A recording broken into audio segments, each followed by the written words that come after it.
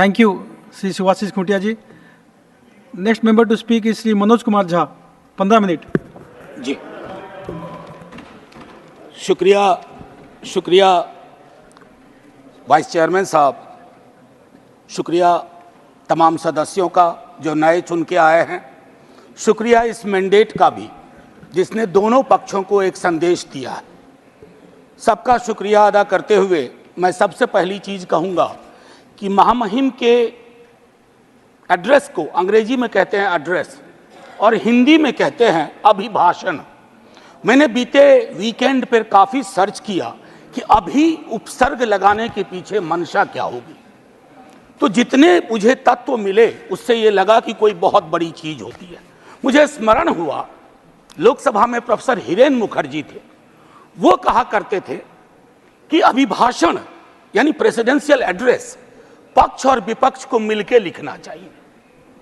पक्ष सिर्फ अगर लिखता है, या उस वक्त कह रहे थे हिरेन मुखर्जी, तो कोशिश ये होती है कि दृष्टिहीनों को चश्मा पकड़ा दिया जाए।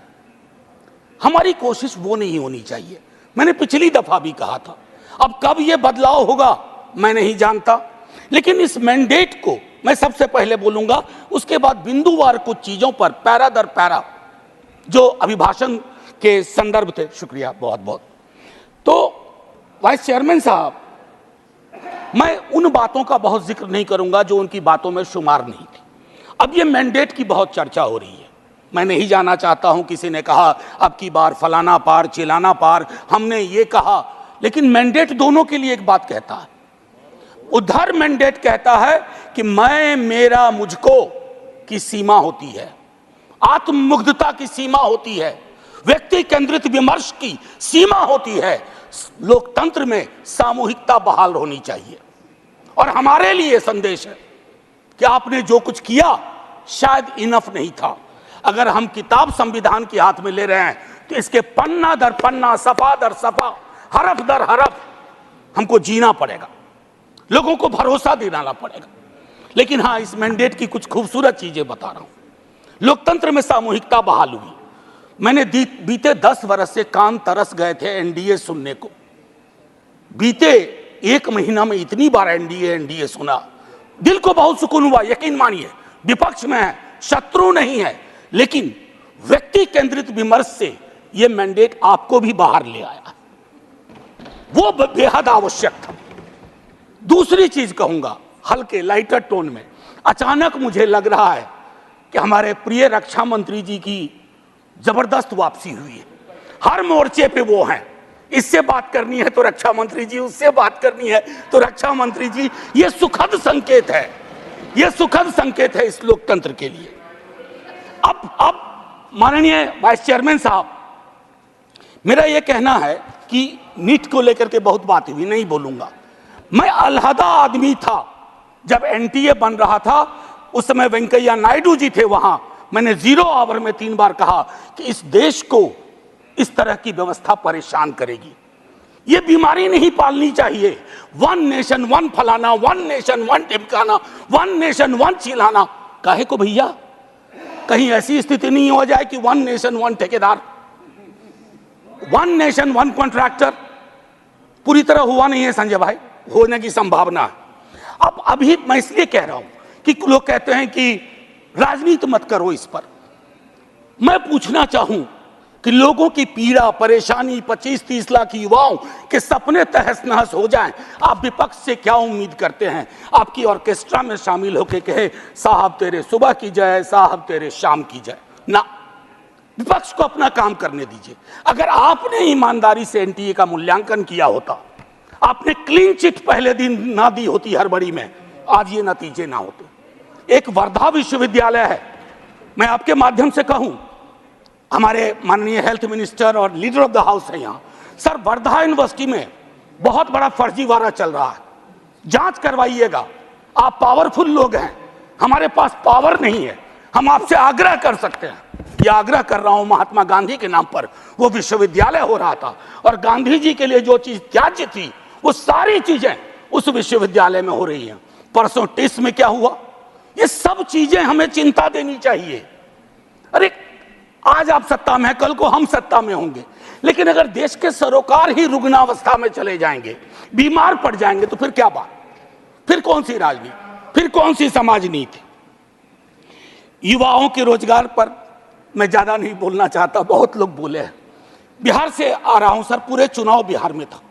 बिहार में हमें भले सीट कमाई हो, लेकिन बिहार के युवा से किसी भी जाति का हो, पूछिए नौकरी, नौकरी मतलब तेजस्वी। हमने मयार बदला, वहां चिंतन बदल दी, धारा बदल दी।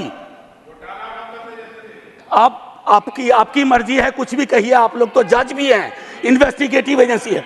मैं हाथ जोड़ के विनती करता हूं, जितनी गालियां मुझको देनी है अपने भाषण में दे लीजिएगा, खूब दीजिए गाली। आदी हो गए हम गाली सुनने के, फिर सुन लेंगे आपसे गाली, लेकिन कुछ बातें रखने दीजिए। NIOS DLED का मसला है, आप ही ने बनाया, आप ही ने उसको डिलेजिटिमाइज कर दिया। भटक रहे हैं हजारों बच्चे, शिक्षा प्रेरक का वही हाल है। तो मैं ये कहना चाहता हूं कि देश में बहुत बुरा हुआ चुनाव के दौर में। भैंस, मंगलसूत्र, मुजरा, टोटी तोड़ ले जाएगा, बिजली काट देगा। सर परेशान हुए हम लोग। मैं चुनाव देख रहा था बैकरूम से, कंप्लेन कर रहा था इलेक्शन कमीशन को, जिसको दाद दी गई है अभिभाषण में। सर कंप्लेन फर्स्ट फेज में किया, परसों मेल आता है, परसों, डे फॉर यस्टरडे, अपना नाम, पता, असेंबली नंबर, मोबाइल नंबर भेजिए। अब किस बात का भैया, अब किस बात का? ये व्यवस्थाएं हैं। इलेक्शन कमीशन की क्रेडिबिलिटी पे एक सर्वे हुआ, 28% लोगों का सिर्फ भरोसा है। इससे ज्यादा भरोसा तो पंचायत वेब सीरीज में फुलेरा के ग्राम प्रधान का है। लोगों को यह सोचना चाहिए। मैं sir mathematical length of tenure के आधार पर नेहरू बनाने की कोशिश हो रही है। Sir mathematical length of tenure से नेहरू नहीं बनता। नेहरू बनता है जो गर्म हवा को पी सके, दूसरे के जख्म को देख करके उस पर मलहम लगाए, जख्म कुरेदे नहीं, जख्म पे नमक ना छिड़के, वो होता है नेहरू। तो सिर्फ मैथमेटिकल इससे। अब सर आपको एक छोटी चीज बताऊं, जातिगत जनगणना की मांग की थी, हमारे जदयू के साथी लोग भी थे, अभी हैं मंत्री जी प्रणाम, हमारे जदयू के साथी लोग भी थे। नीतीश जी, तेजस्वी जी ने मिलकर सर्वेक्षण कराया। सर को मैडम कोर्ट में आया, कोर्ट में कौन खड़े हुए यहां, नाम लूं, सॉलिसिटर जनरल ने रोकने की कोशिश की। किसके इशारे पे हो रहा है? एक तरफ आप कहते हैं वंचितों का कोई नुकसान नहीं होने देंगे, और दूसरी तरफ आप इस प्रकार की कोशिशें करते हैं। आज बिहार की सबसे बड़ी मांग है कि सर्वेक्षण के बाद जो आरक्षण का आधार बढ़ाया गया उसको 9वीं अनुसूची में डालिए। अभी पटना उच्च न्यायालय का एक निर्णय आया है, हम इंतजार करते रहे हैं सरकार से, बिहार की सरकार से, कि वो चैलेंज करे इसको, नहीं तो राष्ट्रीय जनता दल पिटीशन लेके जाएगा supreme court.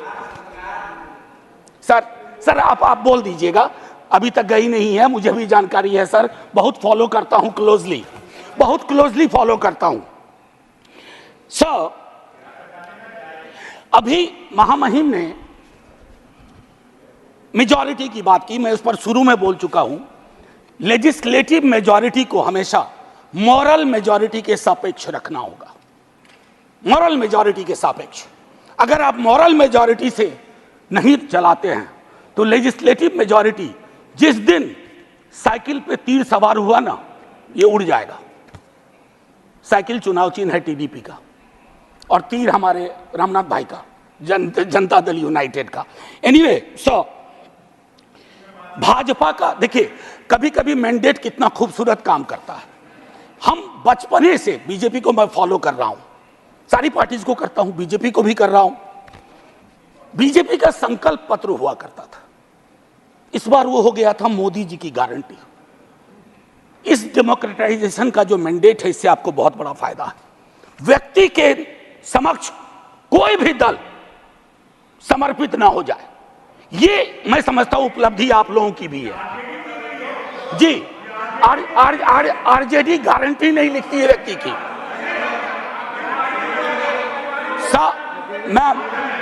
Ma'am protect me, I need your protection. Ma'am chairperson, I have 15 minutes. आप Would you care to sit down, sir? आप हाथ जोड़ रहा आप हूं, जरा मैम। बीच में मत बोलिए।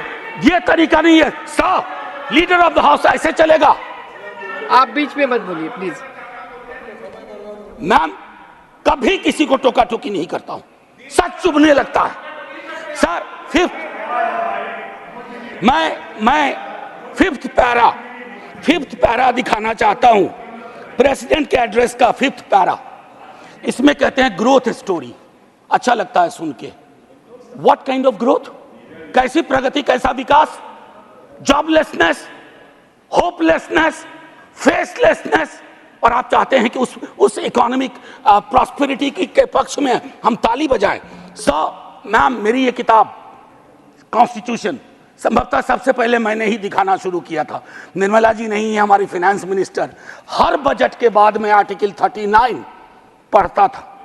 कॉन्सेंट्रेशन ऑफ वेल्थ, कोई ब्लूप्रिंट है कि आय की जो असमानता है इस देश को लील रही है, ताली बजा रहे हैं।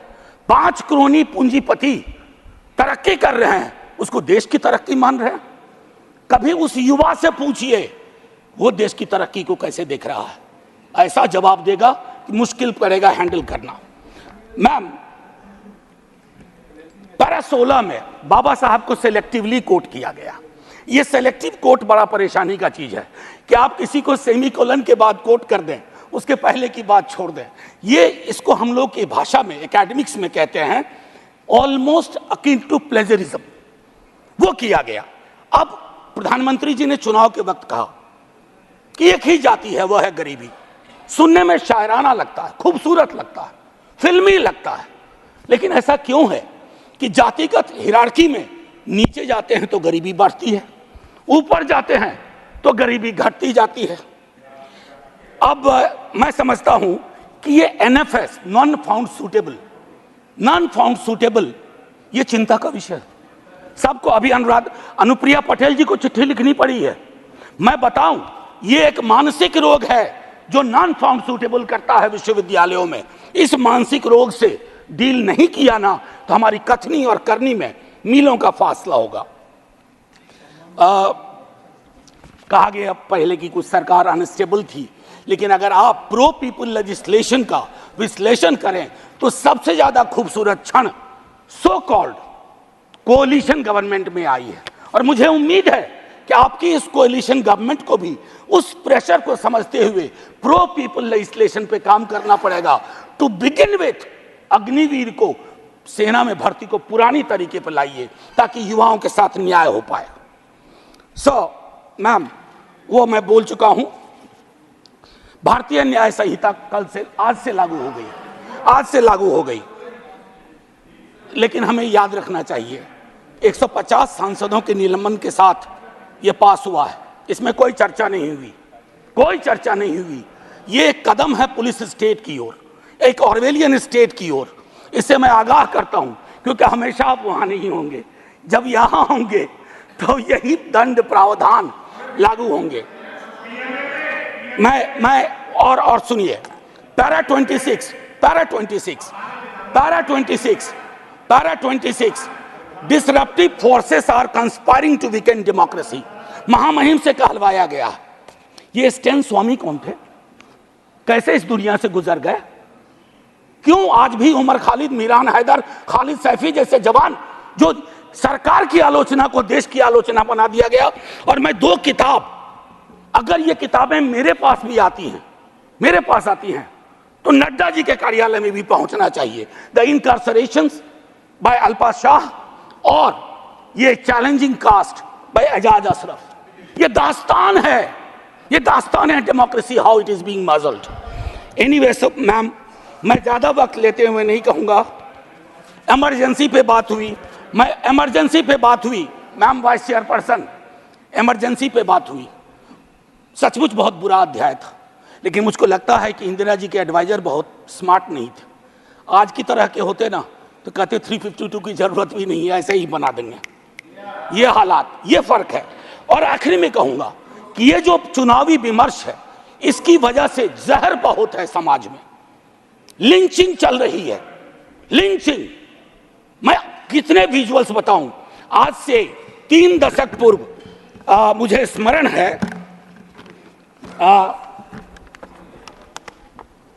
राही मासूम रजा ने एक छोटी कविता लिखी थी, मैं यही कह के खत्म करूंगा। उन्होंने एक कविता लिखी थी, वो आधा गांव के लेखक थे, कई लोग उनको महाभारत के लेखक के रूप में जानते हैं। उन्होंने एक, और उनके लिए गंगोली और गंगा उनकी माँ थी। ये था एक भारतीय मुसलमान का चित्रण।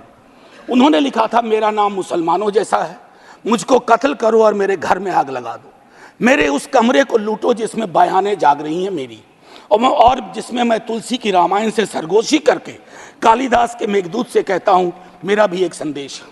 अब आइए दूसरा, ये 3.5 दशक पूर्व लिखी गई अभी, और यही मैं खत्म करूंगा। ये पूरे देश का चित्रण है, ये हम सब के लिए आईना है। वरना मारे जाओगे, रघुवीर सहाय को याद करते हुए एक युवा कवि अदनान नाम के लिखा है, मत भूलो कि तुम मुसलमान हो। बस 30 सेकेंड और लूंगा। मत भूलो कि तुम मुसलमान हो, बस लोगों को छलावा देते रहो कि तुम मुसलमान नहीं हो, वरना मारे जाओगे। राह चलते ख्याल रखो कि कहीं तुम्हारी कमीज से मुसलमान होने की बू तो नहीं आ रही। ख्याल रखो किसी से बहस करते हुए, कुछ बोलते हुए, कुछ करते हुए, यहाँ तक कि हंसते और रोते हुए भी, कि कहीं तुम मुसलमान तो नहीं लग रहे हो, वरना मारे जाओगे। ये बात हमेशा याद रखो कि तुम एक मुसलमान हो और तुम मरोगे नहीं, एक दिन मारे जाओगे। विवेकहीनता, तर्कहीनता के समाज को ध्वस्त करिए। आइए हिंदुस्तान बनाए, वो हिंदुस्तान जहां कोई फर्क ना हो, गले लग सकें। ये नहीं कि चुनावी मंच से कुछ, जमीन पे कुछ। जय हिंद मैम, जय Hind. Thank you, thank you. Shri KR Suresh Reddy. Bharat संवाद यूट्यूब चैनल भारत संवाद का नया कदम। हमारे सहयोगी बने। भारत संवाद चैनल को लाइक एवं सब्सक्राइब करें।